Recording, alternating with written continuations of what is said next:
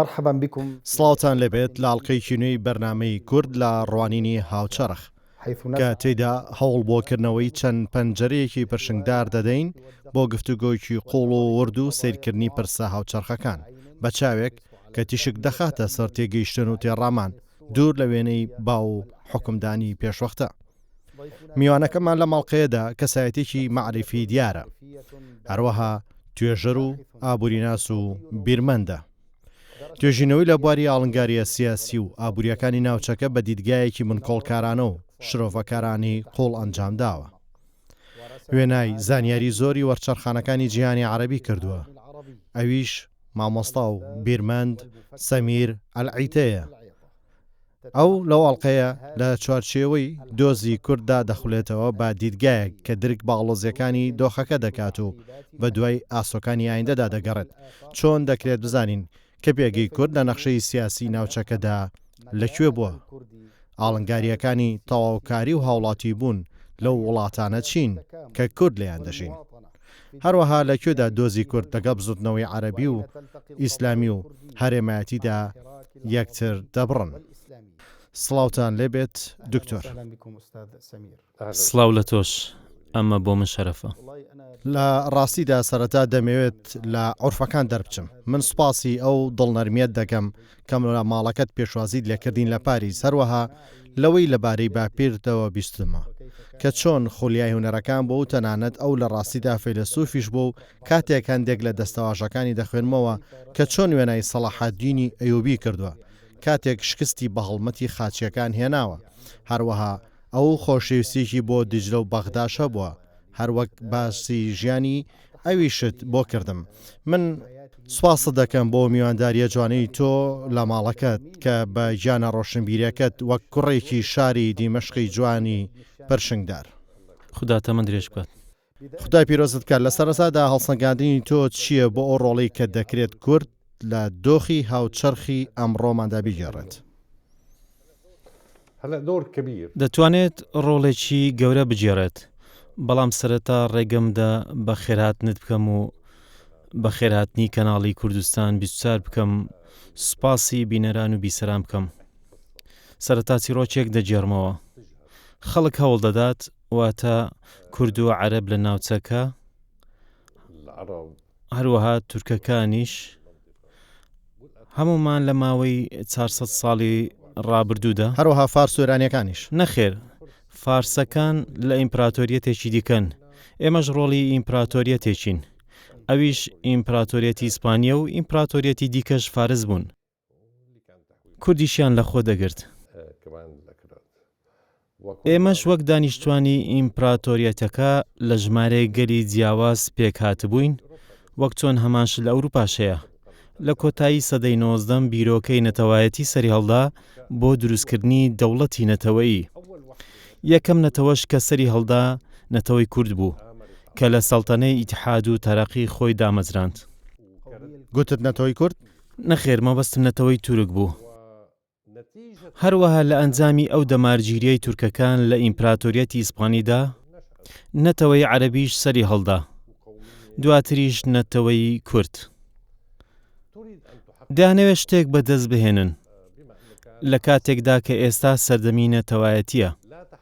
خەونی کورد نە بە دروستبوونی دەوڵەتی کوردی و نە خەونی عەرەبیش بە دروستبوونی دەوڵەتێکی نەتەوەی عەرەبی بەدی نەهات.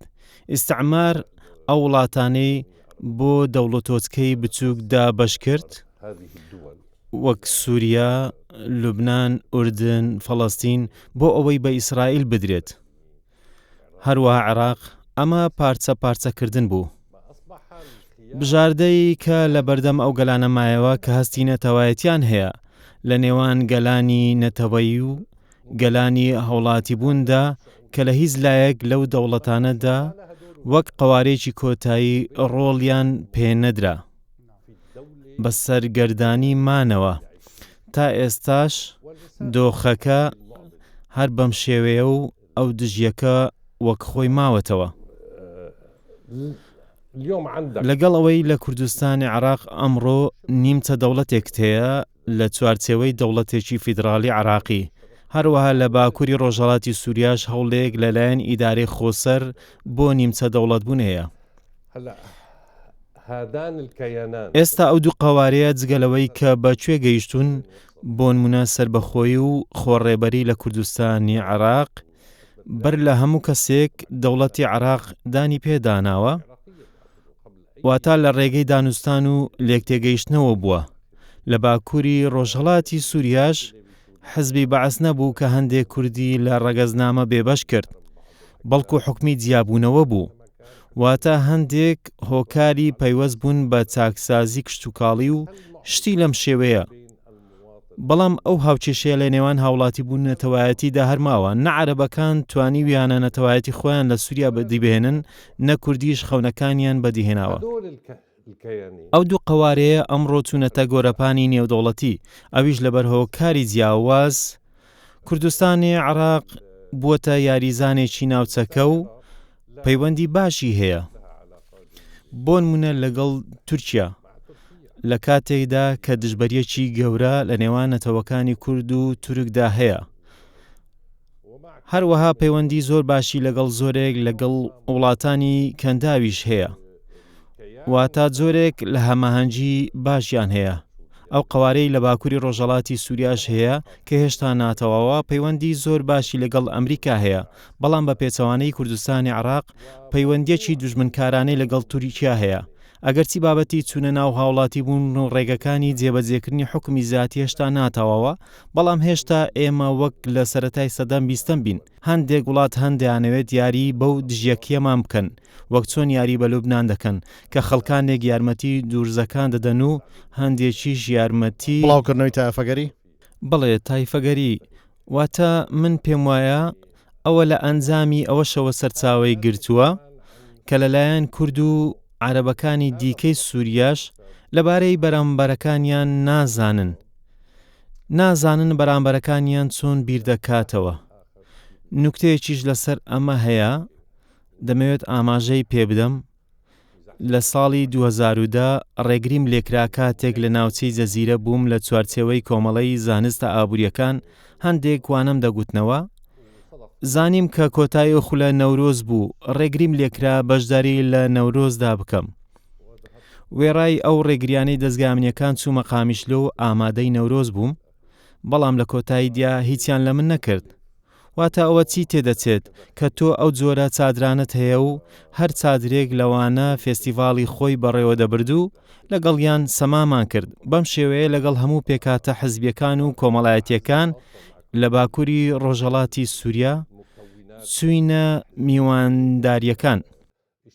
لەگەڵ خودا لێخۆش بوو مامۆستا عەبدولحەمید دەروێش بووم. ئەو هاوڕێکی خۆشەویستی من بوو، بە مردوویش ئێستاش هەر وەک هاوڕێک بۆ من ماوەتەوە. تەنانەت لەگەڵ ئەوانش سەمامان کرد. ئەوەی زۆرترین سەرنجی منی ڕاکێشا ئەوە بوو کە بە وریاییەوە بە زمانی کوردی قسەیان لەگەڵ من دەکرد و شانۆگەریەکانی نەورۆزیان بۆ من شرۆڤە دەکرد. یەکێک لەوانە شانۆگەریەکی زۆر خۆش بوو. کوڕە گەنجێک و کچە منداڵێک هاتن و گەنجەکە دەیگوت ئەمڕۆ خەونی نەتەوەی کورد بەدی دێت یان نا. گوتم نەخێر، ئەمڕۆ چاومان بەیەک دەکەوێت بۆ ئەوەی هەر کچێک بۆ خۆی زاوایەک بدۆزێتەوە. جارێ واز بێنە با پرسی کورد بۆ دواتر بێت، واتە ناکرێت بە توندی مامەڵە لەگەڵ خەڵکدا بکەیت. ئەگەر ئەو مامەڵە توندە لەگەڵ خەڵکدا بکەیت کە لە ئەنجامی مێژوو بۆمان ماوەتەوە، هەوڵ نادات لە مێژوو تێبگات و بڵێت بۆچی مێژوو بەو شێوەیە. هەوڵ نەدات ئەو هەموو خەڵکە بخاتە چوارچێوەی چەمچی نەتەوایەتی و هاوڵاتی بوون، ئەوە هیچ شتێک ڕوونادات و گرژی دروست نابێت. هۆکاری ئەم نەزانیە چییە؟ واتە بۆچی پێکاتەکان گوێ لە یەکتر ناگرن؟ ئایا هۆکارەکەی پەیوەندی کۆمەڵایەتی یانیش لە ئەنجامی باڵادەستی سیاسیە کە کۆمەڵگەی پەرتەوازە کردو و دابەش و پارچەپارچی کردووە؟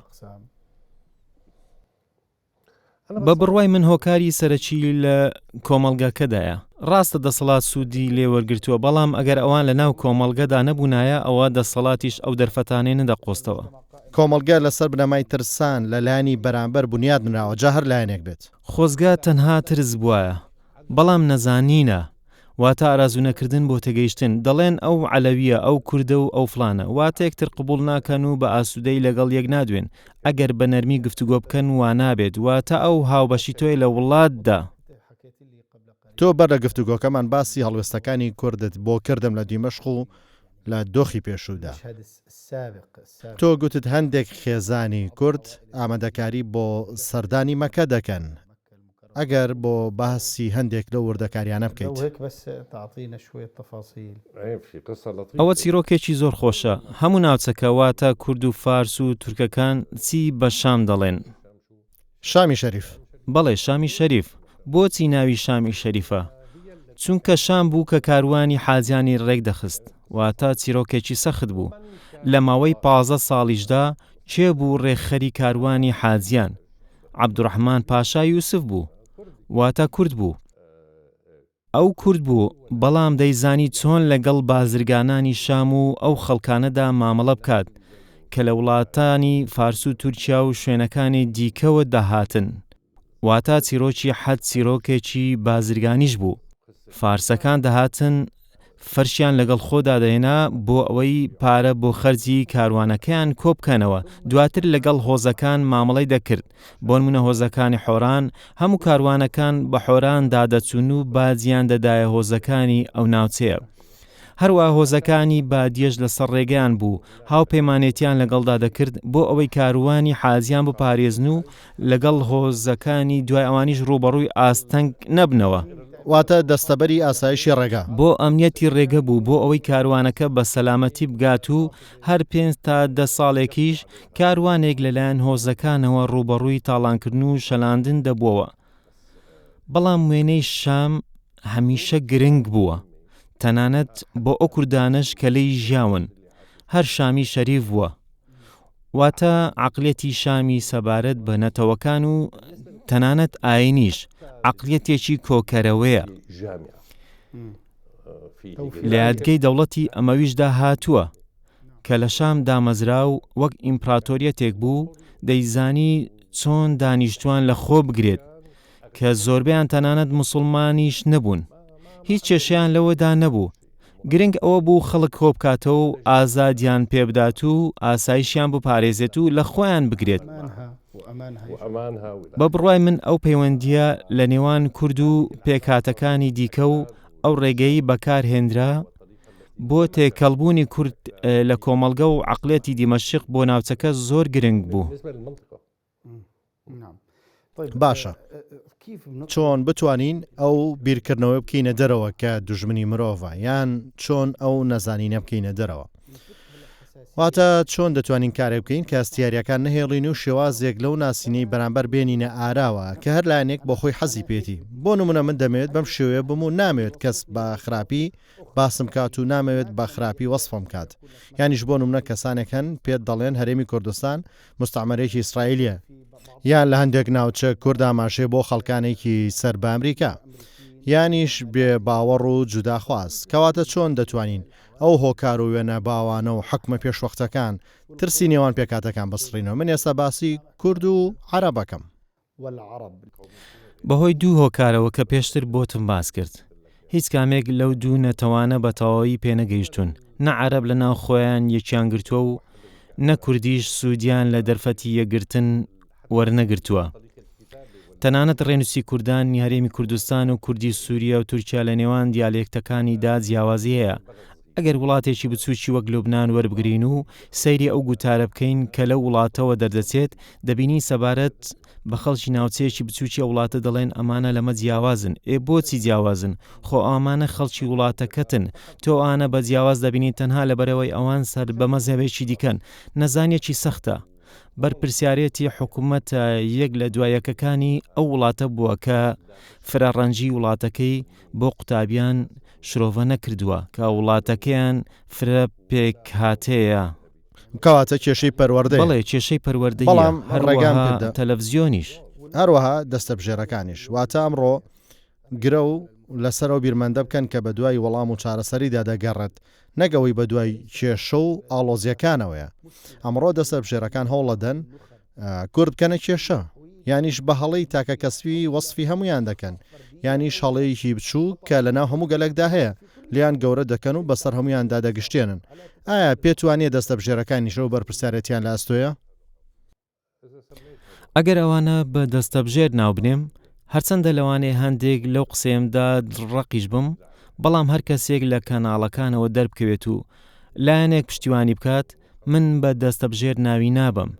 نوخبە گوزارشتە بۆ ڕامانێکی جوان و ئەو کەسەیە کە داکۆچی لە وڵاتەکەی دەکات بە هەموو پێکاتەکانیەوە، نەک ئەو کەسەی لە کەناڵەکانەوە دەردەکەوێت و دەڵێت من دژی ئەو توێژەی وڵاتەکەمم یانیش ئەو توێژە.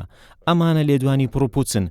بچۆ سەردانی کوردستانی عراق بکە ئەو جیاوازیانە ببینە کە لە نێوان هەولێر و سلێمانیدا هەیە، بزانە ئەو جیاوازیانە چین کە لە ئەنجامی مێژوو شارستانیەتی شارەکان بۆیان ماوەتەوە. ئێمە کۆمەلگاکانمان لەسەر شارەکان بنیاد ناون، کەواتە ئەوەی گرنگە ئەوەیە کە هەولێر گرنگە لەبەرەوەی مێژوویەکی زۆر کۆنی هەیە.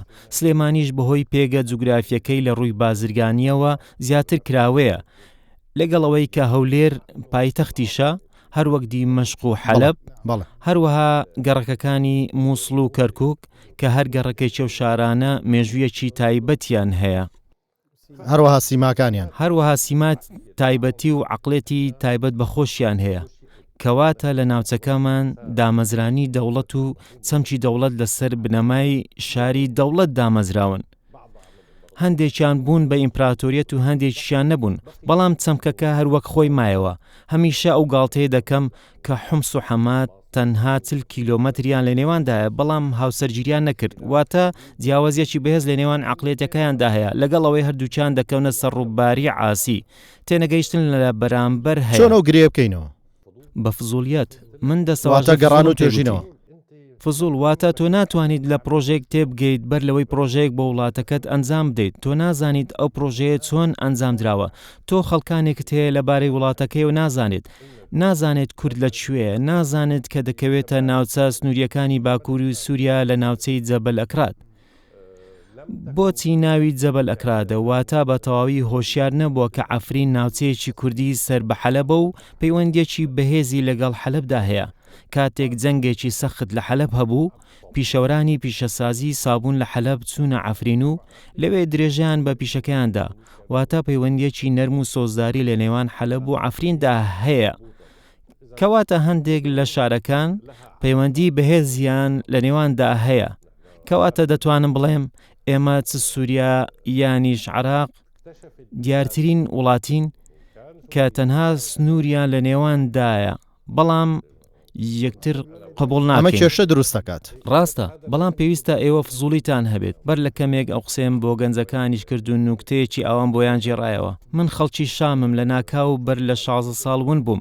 گوتیان بۆ کوێ چووی؟ گوتم چوومە حەلەب. گوتیان 5 کاتژمێر چوون و 5 هاتنەوە، کەواتە لە 4 کاتژمێردا چی لە حەلەب بینی؟ گوتم چۆن هیچم نەبینی، حەلەب دووەم گەورە شاری سووریا و خۆشە، خۆ حەلەبم بینی. بۆیە دەڵێن فزولیەت زۆر گرنگە. هەندێک دەستگایمنی لە سووریا مۆڵەت بە هاوڵاتیانی کورد دەدەن کە سەدان ساڵە باب و باپیرانی لەسەر و خاکە ژیاون، ڕێگەیان پێدەدات بچنە دەرەوە و نەگەڕێنەوە بۆ وڵاتە. ئایا نابێت عەقڵیەتێکی جەمعی هەبێت کە درک بەو تایبەتمەندبوونەی کوردیش بکات؟ تاوانی ڕژێم بەتەنهاوە نییە کە لە مافەکانیان بێبەشیان نەکات، بەڵکو نەزانکردنی خەڵک و هێشتنەوەشیانە لە ناو مەینەتیەکانیان. واتە خەڵکەوە نازانێت. هەرچەندە منەوە نازانم ڕای تۆ چییە لەبارەی ئەو ئازارەی هەیەە. هەڵبەتە کێشەیەک هەیە. ئەو دەسەڵاتە سەرکوتکارانە یاریان لەسەر ئەو شتانە دەکرد. هەروەها کێشەیەکی جنایەتیش هەیە کە بەتەنیا لە سووریا نییە، بەڵکو لە تورکیاش هەیە. بۆ نمونە بە کورد دەڵێن تورکەکانی شاخ، پێیان دەڵێن بەدەویەکانی شاخ. بەڵێ ڕەتی دەکەنەوە، بۆیە وشەی تورکەکان بەکاردەهێنن تاوەکو هەموو تایبەتمەندیەکانی غەیرە تورک لە تورکیا ڕەت بکەنەوە. بەڵام کوردیش حەزی لەوەیە کە هەر کەسێک لە شاخ بێت مانای وایە کە کووردە، واتە ئەمەش مەرز نییە. بۆ نمونە لە دەشتەکانی عاموودا هیچ یایەکی لێ نییە و هەمووشیان هەر کوردن. کێشەیەکی سەرەکی دیکەش هەبوو، بەڵام خستیان بۆ دواتر لە مامەڵەی نێوان حافز ئەسەد و پارتی کرێکارانی کوردستان بەشێک لە کوردەکان پەلچێشی ناو میکانیزمێکی دیاریکراو ببوون. وەک حەزب لێرەدا بەرژەوەندی هەیە، بەڵام من وەک شیرازەی کۆمەڵاتی گفتوگۆت لەگەڵدا دەکەم. من باسی بەریەکەوتنی سیاسیەکان ناکەم، لەوانەیە بەرژەوەندیەکانی پەکەکە حافظ ئەسەد یانی شەوانی دیکەشدا هەبێت، بەڵام من باسی شیرازەی کۆمەڵاتی دەکەم، واتە جۆرێک لە تووڕەی تایبەتیان لە بەرامبەریان نواندووە. هەروەها هەستیان بەوە نەکردووە کە ڕۆژێک لە ڕۆژان ئینتیمان بۆ ئەو وڵاتە هەبووە. ئەویش لە ڕێگەی بڕیارە سەرکوتکاریەکان و تاوانبارکردنیان بە دژایکردنی ڕژێم. کەواتە ئێستا چی بکرێت؟ کێشەیەک هەیە، من نەچوومەتە ناو وردەکاریەکان، بەڵام من لە هەستی ستەمکاری تێدەگەم. بەڵێ باوەڕ دەکەیت کە کەسێک دەیەوێت ناوی شێرکۆ لە کوڕەکەی بنێت، بەڵام ڕێگەی پێنادان و پێی دەڵێن دەبێت ناوی بنێن ئەحمەد، واتە بۆ نمونە دەمێت کوڕەکەم ناو بنێن شێرکۆ. بەڵام ئەو لە سووریا و هەروە لە تورکیاش هەیە. بەڵێ من باسیەوە دەکەم کە ئەمە ستەمکاریە. ئەمە ستەمکاریە.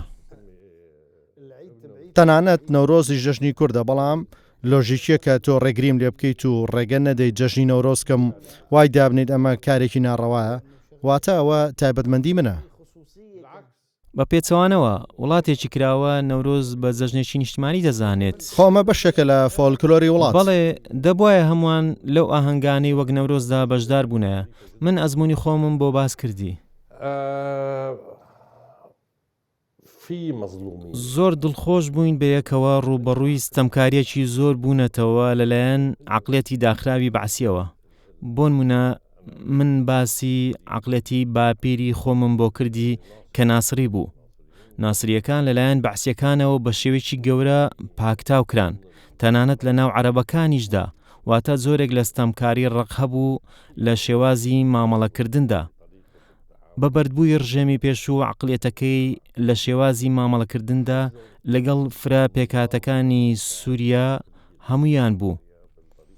کوردستانی عێراق سەبارەت بۆ فیدرالیەتەی لە وڵاتە هەیە، لەسەر دۆخەکە سەقامگیر بووە و بە تێڕوانین من دەتوانێت ڕۆڵێکی سەرەکی بجێڕێت لە دوورخستنەوەی سەرانسەری عێراق لەو قەیرانانەی لەگەڵ شەڕی ئەمریکا بەرۆکی ئەو وڵاتیان گرتووە. واتە هەندێک قەیرانی هەیە، لەوانەش نازێگیری فەرمانڕەوایی و ململانەی ناوخۆیی گەورە کە لە وڵاتە هەن. هەروەها لە بەریەکەوتنی کۆمەڵایەتیە گەورەکان و پارچەبوونیش کەمترە. تەنیا هەندێک توێژی سیاسی بچووک نەبێت لە کوردستانی عێراق. هەروەها کوردستان مامەڵەکردنیەکی ئاسوودەتری لەگەڵ وڵاتانی کەنداودا هەیە و دوورە لە فشار و گوشار، وەک ئەوەی لە بەغدا هەیانە. دەکرێت کوردستانی عێراق ڕۆڵێکی سەرەکی ببینێت لە بەهێزکردنی سەروەری عێراق. ئەمە تێڕوانینی منە. هەروەها دۆخە مێژوویەکانی سەردەمی جەنگی سووریاش، من باسی ئیدارەی خۆسەر دەکەم، نەک تەنیا کورد، دایانتوانی ڕۆڵێکی گەورەتر ببینن. من تووشی شۆکێکی گەورە بووم کاتێک گوتیان لە ناو لێژنەی گفتوگۆی نیشتیمانی سووریادا کە 6 کەسی لە خۆگرت بوو، کاتێک یەکەم لێدوانی ڕۆژنامەوانیاندا و ئاشکرا بوو کە هیچ کەسێکیان لە ئیدارەی زاتی بانگێژ نەکردووە. بۆچی؟ خۆ ئەمە گفتوگۆی نیشتیمانیە. ئەگەر بە گفتوگۆ لەگەڵ دەستپێنەکەیت چۆن لەگەڵیدا دەگەیتە دانوستان و لێکتێگەیشتن و ڕێکەوتنێک کە پێویستە بەم خۆڵ سووریا بە پێچەوانەوە. من پێم وایە پێویست بوو زیاتر کراوە بن. تا ئێستا ژمارەیەکی کەمن، بەڵام پێم وایە لایەندەدا زیاتر کراوە دەبن و ژمارەی زیاتر لە خۆ دەگرن. من باسی ڕاگەیاندن دەکەم. کاتێک گوتیان ڕازی نابین لەگەڵیان دابنیشین تا چەکەکانیان دانێنن، وەک چۆن ئێمەی خەڵکی شام دەڵێن سڵاو لە سەر پێغەمبەر لێ بدەن. ئەلموهیم ئەگەر حکمەتێک هەبوایە دەیانتوانی لەگەڵ سەرکردەکانی ئیدارەی خۆسەر کۆمەڵگەش بەلای خۆیاندا ڕابکێشن. گرنگترین شت کۆمەڵگەیە. دەبوایە ئەمڕۆ کێبڕکەی لەسەر کۆمەڵگەی سووریادا بکرابە، چونکە کۆمەڵگەی سووری ئەو کات دەیزانی لەگەڵ چێ زیاتر ئاسوودەیە. هەرچەند بانگەشەی زیاتر بۆ قبولکردنی فرێڕەنجی بکەیت، واتە بەبێ ئەوەی باز لە پێکاتەکان بکەین، مەبەستم هاوڵاتی بوون دوور لە پشکێنەی مەزهەبی لە ژینگەی ئێستای سووریادا دوای ڕوخانی ڕژێمی ئەسەد و هەموو ئەو گۆڕانکاریانەی دەچینە ناویان. بە بڕوای من دەکرێت سەرکردەکانی بەڕێوەبەراتی خۆسەر لەسەر ئەو بنەمایە لە ڕووی کۆمەڵایەتیەوە ڕۆڵێکی زۆر گرنگ ببینن. وێڕای ئەو ستەمکاریەی کە هەبووە لەسەر ئەوانیش پێویستە بەڕووی ئەوانی دیکەدا بکرێنەوە. واتە دەرچوون لە عەقڵیەتی جیاکاری. مەبەستم ستەمکاریەکانی دەرهەق بە هەمووانە، هەروەها ئەوانی دیکەش واز لەو بابەتەی دەستە بژێرایەتی بهێنن کە باسمان کردن. ئەمانە ڕۆڵی وڵاتەکەتان و مافی ئەویان هەیە چۆن بژین و چۆن بیر بکەنەوە، چۆنیش هەڵسوکە بکەن بۆ ئەوەی بتوانیت بە شێوازیەکی هاوبەش لە خۆیان بگریت.